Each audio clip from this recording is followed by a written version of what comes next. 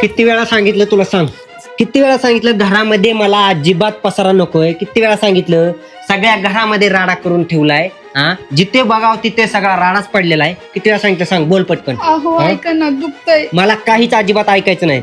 पटकन सगळा राडा आणि पसारा सगळं आवरून घ्यायचा. मी बाहेर चाललोय, बाहेरनं जाऊन यायच्या आत सगळा पसारा आवरून ठेवायचा.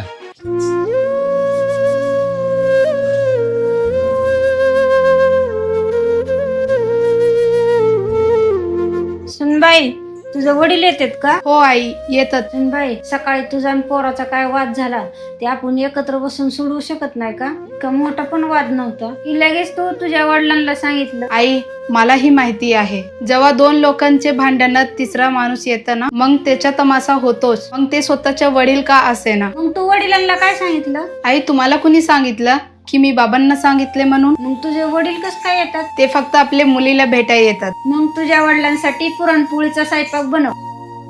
बाप सुद्धा किती भोळा असतो ना आई. स्वतःच्या मुलीचे कन्यादान करताना सुद्धा समोरच्या व्यक्तीच्या लायकी आणि स्वभाव सुद्धा बघत नाही. सुनबाई, मी विसरली होती, तुला या घरात लग्न करून सन्मानाने आणली आहे.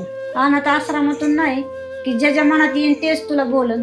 आणि हो, ह्याच्या पुढे मी असं होऊ न देणार नाही.